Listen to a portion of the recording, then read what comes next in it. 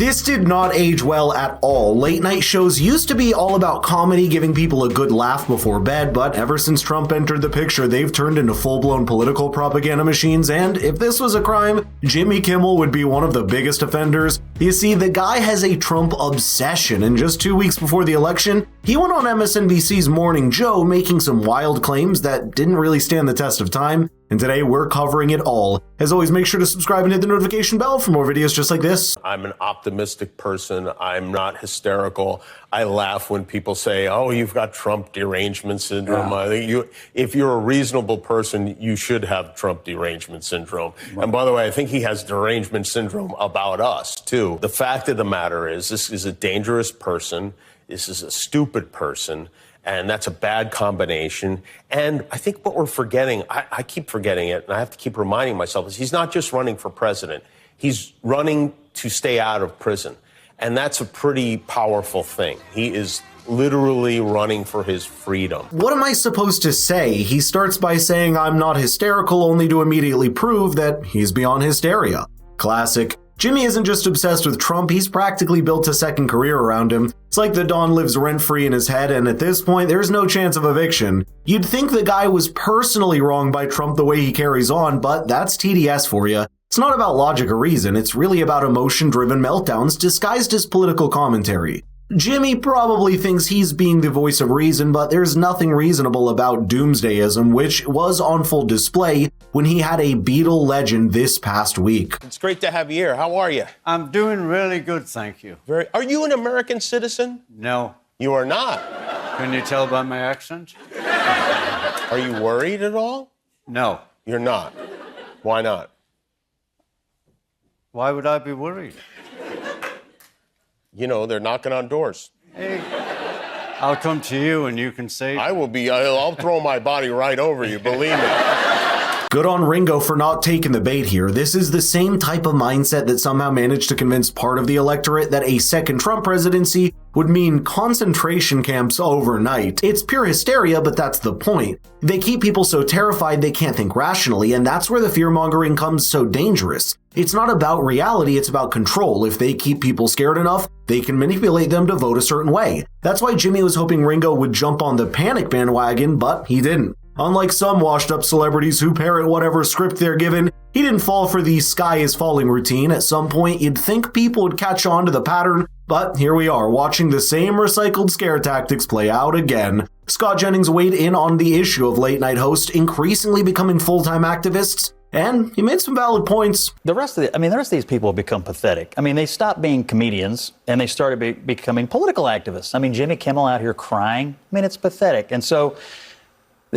My question is, if you're going to have a late-night comedy show, at some point, people might expect it to be funny and not just a constant political screed against one party. And I don't know that this activism for 4 more years is sustainable if you're going to market something as comedy, but the actual product is nothing more than sort of lowbrow political activism. Just one other point. During the Biden years, there was nobody that provided more comedy fodder possible than Joe Biden. I mean, he was a walking... He was made fun of. He was absolutely not. He was made fun of all the time. Harris was left alone. No. They got nothing. They didn't get 10% of what they deserved. He's too old. He doesn't... Well, if they made fun of the left and its ridiculous policies, who would cut them their paycheck? The problem is that they've been so inauthentic for so long that viewers are starting to tune out. It's like they've forgotten that genuine comedy is one that calls out everyone, not just one side. As a result, we're seeing ratings drop across the board. Meanwhile, over on Fox, Gutfeld is the one dominating this space. He's getting these amazing numbers because he's not pretending to be something he's not. People respect his genuineness. By the way, I've noticed you haven't liked the video or subscribed to the channel yet, so what are you waiting for?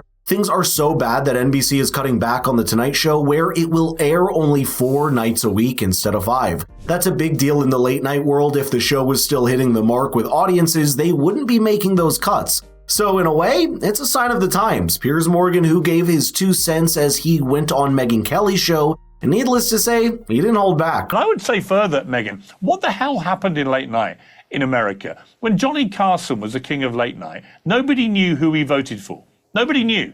He made a point of mocking both sides. Jay Leno said yesterday, he said, I don't like Trump, but it was a great week for democracy. And salute to Jay Leno. I interviewed him last year about this. He doesn't understand why these late night guys want to be so obviously partisan. Why? And they're all partisan one way. And there's a reason why Greg Gutfeld is kicking all their backsides in late night on Fox. And it's because he's genuinely funny. He's a comedian. These guys think they're sort of preaching to some weird choir that wants them to be terribly serious and take all this very personally when their guy or woman, in this case, doesn't win an election. We don't give a stuff. Just be funny. And one of the things that I don't watch any of them anymore, but I see the clips. They're so worthy.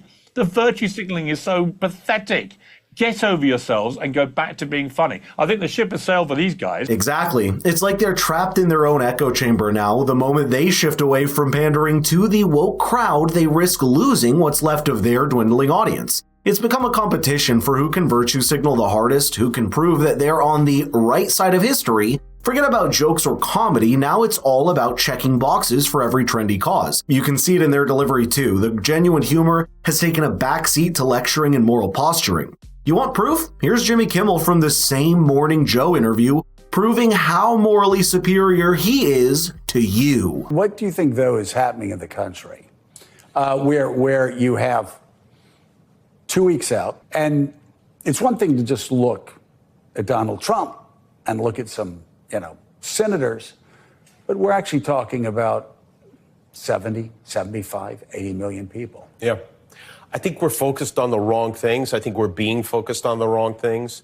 I think that there are certain news networks, if you want to call them that, who are lying to people. I think that there's a certain generation of which we are a part who are used to watching television and seeing the white man in a suit telling us what's going on in the world and believing that what he's saying is true.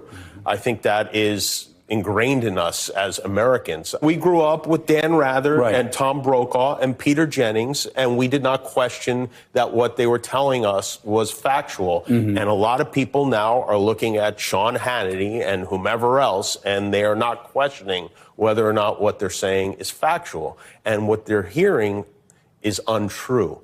And I can understand why they think what they think. The hypocrisy here is off the charts. It's almost like Jimmy doesn't realize he's part of the very group that he's criticizing. After Trevor Noah's departure, there's absolutely no diversity or inclusion left in the late night lineup. So if these hosts truly believe in the values they preach, shouldn't they lead by example? Every single one of them should step down and make room for someone new, right? But of course, we won't see that happen. Simply put, they talk the talk, but never walk the walk. And I'd love to know your thoughts here, so let's get the conversation rolling in the comments down below. And if you want your friends to be as informed as you, please share the video with them. Thank you so much for watching, and I'm going to see you in the next one.